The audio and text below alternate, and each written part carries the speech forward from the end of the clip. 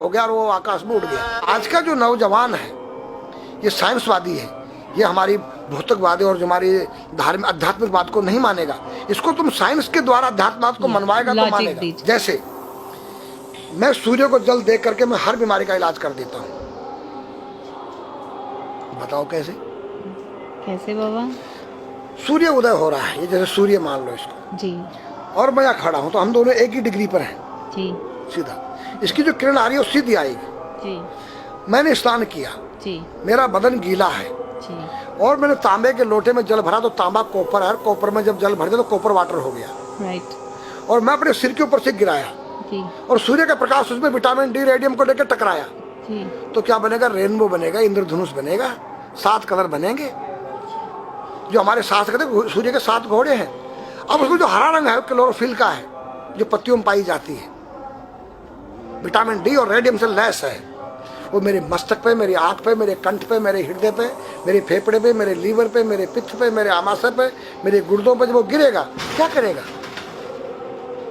ऐसे 6 रंग कलर और बचे हैं, बैंगनी है, ऑरेंज है, नीला है। तो ये क्या करेंगे? किस चीज के प्रतीक है?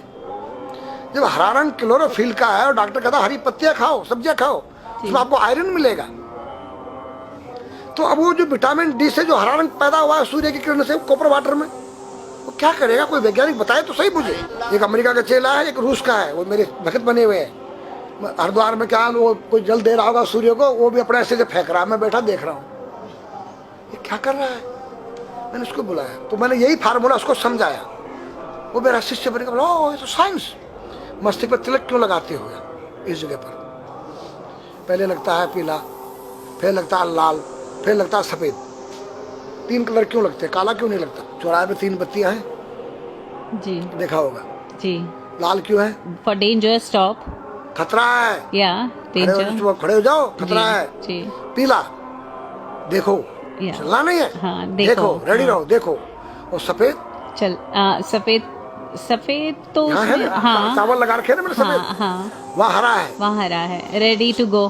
गो हरा गो है। नहीं सफेद, अगर युद्ध हो रहा है, गोलियां चल रही, सफेद झंडा लहरा दिया जाए, पीस, शांति का प्रतीक है। चावल ठंडा होता है। और हमारी यहाँ पर सुषुम्ना नाम की नाड़ी है जी। लाल कलर है कि तुम इस योग सहयोग में आके तुम बैठ सकते हो कि नहीं? ये माहौल तुम्हारे योग्य है या नहीं? या जुआ चल रहा है, या शराब पी जा रही है, क्या तुम बैठ सकती हो? देखो पीला कलर है, देखो। आना नहीं, जाना नहीं, देखो। ओ खतरा है या ठीक नहीं है, चलो। और सफेद शांति, जी। क्या यहाँ शांति है, बैठ सकते हैं। तो ये हमारी जो है संस्कृति में एक वैज्ञानिक है। जब हम खाते हैं गैस बनती है, तो चावल जब पानी भीगे में ठंडा हो जाता है और हमारी सुषुम्ना नाड़ी पर जब लग गया है तो उस नाड़ी को ठंडा करने लग गया है। उस नाड़ी से कोई गर्म गैस को ऊपर चढ़ने नहीं देगा। और हमारे सिर ब्रह्मांड में, हमारे सिर के अंदर कोई ऐसी वायु गैस जाकर तुम्हारे सिर को परेशान नहीं कर सकता है। तो मेरे पास जितने हमारे शास्त्र पुराण ग्रंथ हैं ये साइंस है। मैं साइंस के द्वारा इन वैज्ञानिकों को समझा सकता हूँ और रगड़ा सकता हूँ। कहा जाता है कि नागा बाबा जो हैं वो कुंभ मेले के बाद विलुप्त हो जाते हैं, ऐसा कुछ है क्या? ऐसा नहीं है। जैसे हम गंगोत्री धाम हिमालय में रहते हैं जी, वहाँ मुझे हिमालय पसंद आया। जी, क्यों? कि तुम गर्मी से बचने के लिए तुम्हारे रूम में एसी लगी है, जी, ठंडा पानी पीने के लिए तुम्हारे पास कृत्रिम जो है फ्रिज लगा है, जी, हवा लेने के लिए तुम्हारे को पंखे या कूलर जो है कृत्रिम लगे हैं। लेकिन भोलेनाथ बाबा ने मेरे लिए नेचुरल एसी लगा रखी है और नेचुरल फ्रिज लगाया है, नेचुरल पंखे लगे हैं। तो मैंने सब कुछ त्याग दिया। छाती में तो मैं कुछ लेके नहीं जा सकता हूँ, चाहे मेरे पास अरबों खरबों रुपया हो। जी। खाऊंगा मैं उतना ही जितनी मेरी पेट के अंदर भूख है। पढ़ना लिखना ये तो सहज चातुरी। काम धैन मन बस करन गगन चढ़न मुश्किल। काम धैन मतलब अपने वीर्य को कंट्रोल करना, अपने मन को कंट्रोल करना और अपने प्राण को ब्रह्मांड में यहाँ ले जाना। ये खोपड़ी क्या है? ब्रह्मांड है। उसको कहते हैं समाधि।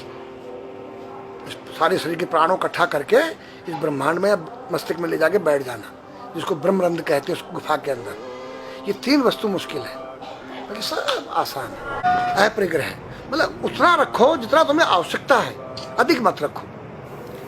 अब तुम अष्टांग योग जो है पतंजलि लगा रहे हो और व्यापार बिजनेस चालू है, मेरी दूध को ले लो, टूथपेस्ट ले लो, अब मेरा आयुर्वेदिक अंडरवियर आ गया है। मैंने बोला वो कैसा है कि मैंने गंगा जल में जड़ी बूटे के रस में धागे भिगोए थे तब बनाया था। और मेरा दावा है कोई कितना योग कर ले कोई स्वस्थ नहीं रह सकता है, क्यों? खान पीन तुम्हारा केमिकल, वायु में तुम्हारा केमिकल, पानी में तुम्हारा केमिकल। अब जो तुम आरओ का पानी नहीं पी रहे हो उसके पानी के गुण ही नष्ट हो गए सब। उत्तर को सिर करके सोना क्यों मना किया है साइंस ने? हमारे शास्त्र मना करते हैं। हम उत्तर को सिर करके सोएंगे, दक्षिण को पैर करके। हम जब उठेंगे तो हमारी दृष्टि कहाँ? दक्षिण की तरफ जाती है। दक्षिण में यम का वास होता है। और जब दक्षिण को सिर करके सोएंगे तो हमारा मुंह उत्तर को जाएगा। उत्तर हिमालय है, भगवान शिव का कैलाश है। साइंस कहता है कि पृथ्वी के उत्तर ध्रुव दक्षिण ध्रुव है। पृथ्वी कैसी है पता है? तेरा सिर, सेम तेरा चेहरा 23.5 डिग्री के अंश पर है। ये थोड़ी सी चुटिया नाप लेना अपनी प्रकार लेकर के। तुम भी नाप लेना, तुम भी नाप लेना, मैं भी नाप लूँ चाहे। ये थोड़ी सी चुटिया 90 पर नहीं है, ऐसे तिरछी झुकी हुई है। ये चुटिया ये थोड़ी है,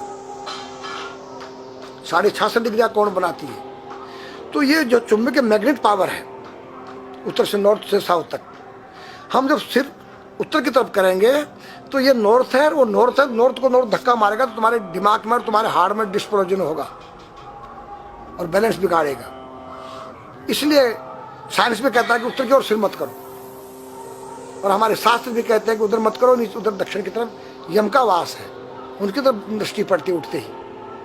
मतलब एक कहने का फर्क है, एक चीज एक ही है। आज हमारे पास योग की विद्या थी, वो गायब हो चुकी है। अब तो जो थोड़ा सा कोई एक चूहा था, वो दुकान में गया, उसको एक हल्दी कंकर मिल गया, बोला हम पंसारी हो गया है। हल्दी मिल जाने से पंसारी बन गया। जो पीटी स्कूल में कभी किया होगा आप लोगों ने, पढ़ा होगा स्कूल में। हाँ जी। उसी को योग कह रहे हैं। योग क्या है? भगवान कृष्ण के पास था, उज्जैन गए थे संदीपनी ऋषि के पास सीखने के लिए। एक ही समय में 16,808 रावणों के साथ बात कर रहे हैं, अलग अलग रूप में। योग से अनेक रूप बन सकते हैं। योग हनुमान जी के पास था। जब लंका में घुसे हैं तो मच्छर का रूप बनाया उन्होंने, मत्स्य के समान रूप धर कपि, मच्छर के समान। जब सीता के पास गए छोटे से बनकर, तो पूछा क्या तेरे जैसे ही है सब? कि हाँ। फिर तो श्रीलंका पे विजय पाना असंभव है। तो हनुमान ने पहाड़ का जैसा रूप दिखाया, हिमालय जैसा। सर्जविन करना, अपने प्राण को निकाल के मुर्दे में डाल देना, उसको प्रकाया प्रवेश कहते हैं, जो आज है ही नहीं, लुप्त हो गई। जो जानता है किसी को बताता नहीं।